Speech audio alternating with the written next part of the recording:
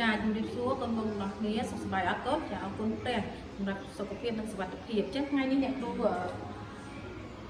កបង្រៀនកូនថ្នាក់ទី4មេរៀនដែលយើងរៀនថ្ងៃនេះគឺមេរៀនទី26ចាចំណងជើងគឺសញ្ញាអាស្ដាឬសញ្ញាលេខ8ចាចឹងថ្ងៃនេះអ្នកគ្រូនឹងបង្រៀនកូនពីការបង្កើតល្បះដោយការសញ្ញាអាស្ដាឬសញ្ញាលេខ8ចាអញ្ចឹងយើងមកមើលនិយមន័យទាំងអស់គ្នាសិនមុននឹងយើងបង្កើតពាក្យណាបង្កើតល្បះសន្ទុះចឹងនិយមន័យអាស្ដាឬសញ្ញាលេខ8ប្រើសម្រាប់សម្គាល់ស្រៈខ្លីចឹងយើងត្រូវចំណាំថាតើអក្សរណាខ្លះដែលអាចដាក់សញ្ញាអាស្ដាបានអញ្ចឹងសញ្ញាអាស្ដាសម្រាប់ប្រើនៅលើជើងចម្លាក់4តួគឺកដណហចាអញ្ចឹងមានតែ4តួនេះទេដែលអាចដាក់សញ្ញាអាស្ដាបានក្រៅពី4តួនោះនឹងគឺมันអាចដាក់សញ្ញាអាស្ដាបានទេចាតើឥឡូវយើងមកមើលពីការបង្កើតល្បះទាំងអស់គ្នាចាអញ្ចឹងអ្នកគ្រូយកនេះអក្សរដែលមានសញ្ញាអាស្ដាមកបង្កើតល្បះកណដតោះឥឡូវយើងមកមើលល្បះទី1ទាំងអស់គ្នាខ្ញុំចូលចិត្តស្ដាប់វិទ្យុគាត់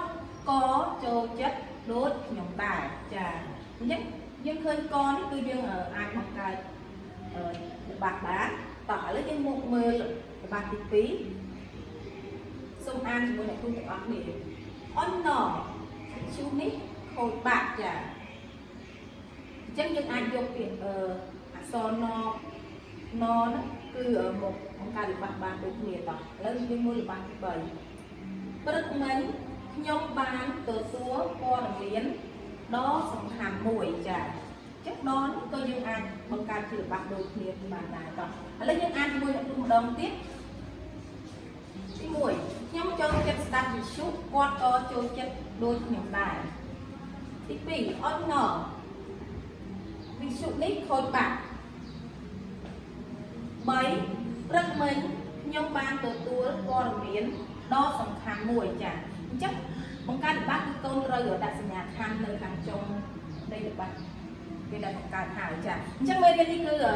បញ្ចប់ត្រឹមហ្នឹងហើយបើមានចម្ងល់ឬក៏សំណួរអីកូនអាចសួរអ្នកគ្រូនៅពេលក្រោយបានសូមព្រះអង្គជួយពរកូនទាំងអស់គ្នា